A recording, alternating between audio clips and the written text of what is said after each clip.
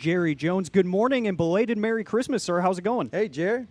Going great. And Chris, both of you, Merry Christmas. But Chris, it's great to be on with you, man. It's been a while. So far back, and I can just think of all the good times that we've spent enjoying these last 30-something years. So good to be on with you, Chris. And you too. And both of you. Oh, yeah, and Jerry, hadn't talked to you since the pandemic on the radio, but again, it's great talking to you. We got some stories to tell, on and off the air. Woo-wee. It's good. There we go. He does it unlike any others. Jerry, I do have to start off, though, with the announcement that we got from the team yesterday. CeeDee Lamb is going to be shut down for the last 2 games of the season. Can you tell us a little bit about what went into that decision? Well, he's been playing hurt for at least the last couple of ball games, and everybody knew that he was how much he were fighting through the pain, and it's a separation that more damage up there would require surgery, and we don't want him. He didn't want to have surgery. And it's very, very healable without the surgery at this level. But if it kept getting injured, which it was, continuing to be injured almost every play, then you would have had to have surgery. Surgery could go over into next year, as we well know, and impact next year. Now, the point is that had we been playing for the marbles and been playing for the playoffs, then you couldn't have kept him out of there. But it is the right decision for best interest of the team, really now and in the future. So it was a decision he made and would always make that. The player ultimately makes the decision. But we know from what he's done the last 4 or 5 games that he was going to go until he just couldn't go anymore. But this is the right thing to do. So just to clarify there, if the team was still in the playoff hunt, you do think that CeeDee Lamb would have still been active? Still think he would have. We might not have played him if now if we had that playoff wrapped up, you'd be resting him, and should have, because he frankly was very, very limited, and he needed to diminish the hits that he was taking on that shoulder because apparently every time that he had a game, he was making the damage worse. And so the way to handle that is, of course, to surgery. And we didn't want that. Jerry, I was in the locker room after the game, and all the players were talking about, how competitive they've been in, this season for all of this adversity. And I think a lot of people weren't expecting the adversity, the injuries, the slow start to the season, the way the thing was going. But Micah and CeeDee in particular were talking about they learned some things from this. And I'm looking at the bigger picture, and I want to get your opinion on this. I'm looking at the bigger picture of around the league. You see teams going through adversity, but they have maybe some infighting in the locker room or finger pointing or just some discord or turmoil going on in the different organizations. And it seems like, surprisingly for a lot of people, the Cowboys seem to be on the same page with each other and the coaching staff. Can you talk about what that has meant on, if you had to find something bright on this season? Yeah. Well, first of all, any team, any season, you look for it when you don't have the players pushing and pulling in the same direction. This team unquestionably is well fixed relative to everybody's got the same thing in mind and how to do it in mind. You got to give Mike McCarthy huge amounts of credit for establishing that, creating a forum for that to happen. But then you got to give your player leadership a huge pat on the back as well, and that's where it comes in. And obviously for CD, who's obviously a leader in the clubhouse, but he has that skill. He has had that kind of season. But then for him to be showing the way with the way he was playing through that injury, that's the ultimate in leadership. And that was happening, and that was helping the dynamic you're talking about. We've got that. Dak Prescott, if there's a player, or has ever been a player, that can lead when he's not playing, Dak is one of them that can. He's a leader of men. And, boy, he's the original Pied Piper. So the point is they follow his leads. He's very involved around the team, considering the fact he's not playing. All of that gives us a lot to look forward to as far as the leadership factor going forward. Jerry, I've been knowing you since you got here back in 1989, and you have always been a wildcatter. You've been never afraid to take a chance or a risk that's calculated because you know you can do it again. And I've wondered how over the years, like you traded for Charles Haley, you brought in T.O., you made Deion Sanders, brought in Deion Sanders, you made all these different moves, and then this offseason, it was kind of quiet. And I was wondering about, is there a strategy to that, or is there a different way the Cowboys are going to approach things in the offseason? Because you normally make a splash, like a splash play. Yeah. Well, the thing that might not have been apparent or as attention-getting as the splashes was the fact that since I walked through the door, you had to also be doing the thing within the rules or within the parameters of what you can afford. You have to. I always have had to. And I've gone beyond the logic so many times in terms of the financial end. Well, the financial cap, is not a financial thing with me at all. It is a part of the rules. It's like you can't have guys off the line before the play is snapped. And so it is a real determining thing. I'm talking about the cap. And a very determining thing on winning and losing. And so there's no question that if you look, Mike McCarthy said when he got here that this was the best talent he had ever coached. Talking about our talent when he got here. And number one. Number two, if you look at, let's just take Dak.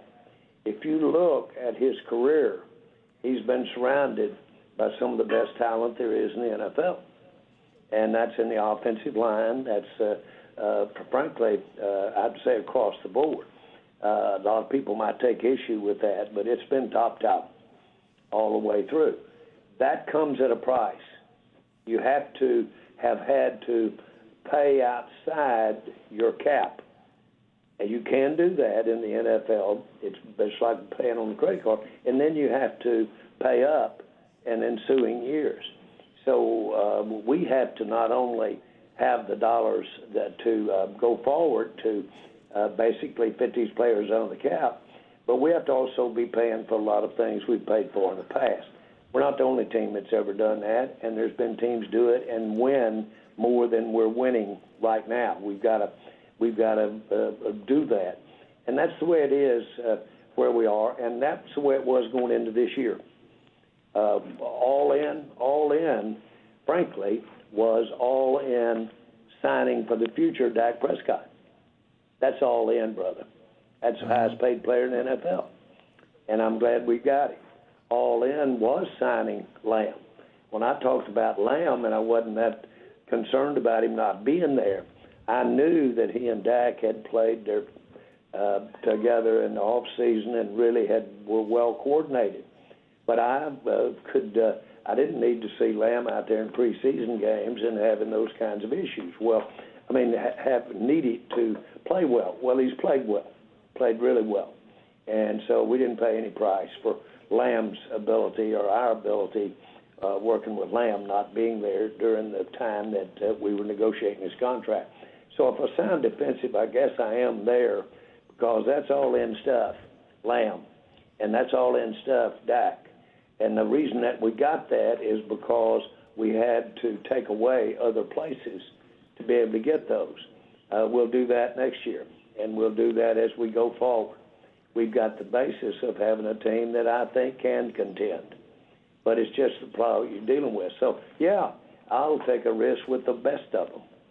As a matter of fact, I've taken a bigger risk than Lamar.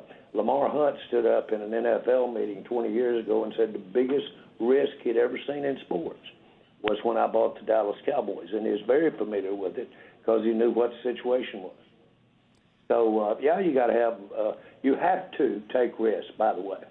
It doesn't come just by sitting there with formulas and sitting there with ratios and sitting there with certain types of studies. It doesn't come that way because the player is not wired that way. You go in a classroom today, you try to find the people that are going to be, say, who are going to be the most successful financially. You can't find them. You couldn't pick that person out in a classroom. As a matter of fact, he may not even be in the classroom. He may have dropped out, the one that's going to be there financially. So I'm giving you a long answer, always do. But frankly, I think that's where we are, and I'll take a chance, and you'll see it. I'll never forget when I signed Deion. I had to go back home. I went back over to Little Rock where I was raised because Deion's check, $12 million, was as much as I had put up cash a few years earlier to buy the team at that time, that much cash. And basically I went back over there to see if I'd lost my bearing, lost my base, because I was going to give him that much cash up front, Deion Sanders, to come here. That's still here, Chris. It's not over seeing doing those kinds of things. I went over there and walked around the neighborhood, saw trees that I'd knocked the bark off on when I was a kid. Then I looked down and said, well, I remember when a quarter was everything. And then, by golly, I looked at that, and I looked at that old house I lived in. I said, that was then. This is now. I'm going for it. And that's exactly the way I am today about the Dallas Cowboys. All right. Jerry Jones joining us here on the KNC Masterpiece on 105.3 The Fan. With CeeDee Lamb's absence the last two games of the season, what would you like to see from a couple of guys like Jaylen Tolbert, who's had an up-and-down season, and your trade deadline acquisition, Jonathan Mingo? What could you see from a couple of those guys? Well, I think this gives them a great Flornay as well. Mingo certainly will get opportunities out there. We're excited about him. We're excited about his future here. So that's what happens. These guys get a chance. I don't mind telling you, I'm really excited about the way Rush is playing. If Rush has really gotten better, it just shows you give somebody a chance to play and stay with them, they will get better in the NFL. Jerry, is this a season where they can build off of? I bring this up because that's what Micah Parsons was adamant about in the locker room. He was saying, through all this adversity and what you did right and what you did wrong, and by the way, he's all in on Mike Zimmer. He loves Mike Zimmer. Can you talk about how that could carry over? Or is that what you're expecting? And also, you guys have to make some decisions on who you want to keep around. Who are the dogs and who are the guys that are just out there? Well, I think it's easy for me to see why they're buying into Mike Zimmer. And by the way, that took some buying into. Yep. They just technically how to do it the way that Zimmer was trying to coach it. It's one of the issues in the NFL. Certain player types fit certain scheme types. And so when you start changing what you're asking the player to do, you could get a little compromised on why you had that player to begin with. That has to do with size, that has to do with length in the size, or it can have to do with just something, are they a good tackler in the secondary, and is that their biggest skill? Or are they a lot of coverage and will drag them down? What you got here? All of that comes in to the picture. So, yes, I'm very rewarded when I see the team get better and better each game, and even with the compromising of the injuries. And we're getting better and better, like you said, Chris, with some younger and younger players. That's great stuff there. because that allows you to work the cap better, and that allows you to, frankly, have a little better feeling about availability, because obviously the older you get in a career, the compromising place, one of them is availability. You get hurt more. Jerry, you mentioned availability, and it's been sparse across the offensive line this season. And you've got some decisions to make with some of those guys, with Zach Martin going down and, at probably the back end of his career, to put it politely. What have you seen from some of those guys like Tyler Guyton, your first-round pick, Cooper Beebe, and what do you want to see from them going forward, since they're going to be your anchor pieces moving forward? Well, I probably got a little out over my skis, thinking that just plug those guys in. Guyton, I know better than that, and BB, they're rookies, and they've had the acclimation period for rookies, but really they've done well. And when you add a couple of rookies to a five-man crew, and then all of the nuances of coming from college to the NFL, that can compromise you. And we did, and it has to do with a lot of the mental. It's not just physical, but it's mental, and it has to do with being sure of yourself. And a lot of times you get those pre-snap penalties, that movement, or you've got to have discipline when that ball breaks outside. The back takes it outside, and you thought he might be coming inside. You got to watch that holding out there. That's going to get called. Having said all of that, they have paid the price, and we've paid some price to some degree. And we're blocking it up a little differently, and that's good than we did when we started. And that's good stuff, too. And that's just an evolving process that has to do with, frankly, the fact we're playing the younger guys. We're putting a little different fronts out there that we're getting to take advantage of, because Rush is so good at pre-snap work. And so we're getting into run situations with a better front to run it than we were early when we had Dak. All of that's encouraging to see how we're doing that and the success we're having with it. Hey, Jerry, before we let you get out of here, Cowboys taking on Philadelphia. It's a division rival. People in Philadelphia, they got their thoughts about the Cowboys. Cowboy fans have their thoughts about the Eagles. What's going to be the mentality for these guys? Is it going to be revenge, spoiler? What do you think McCarthy's going to tell these guys to try to do what they can to stop those Eagles? Well, I think that you get it the minute you go out to warm up as a player in Philadelphia, and that is the pride that they have, and are they proud of those Eagles? And rightfully should be. I'm not for sure the status of the quarterback at this point. I'm not. And so, but I do know this, that it would be a big win for us. And our guys do know that. And that's where we are. And to go up there and come out of there with a win, I'll never forget the first year, Chris, that we were involved and we hadn't won a game, and we go to Washington, and they were undefeated, Washington Redskins, and they ended up winning the Super Bowl.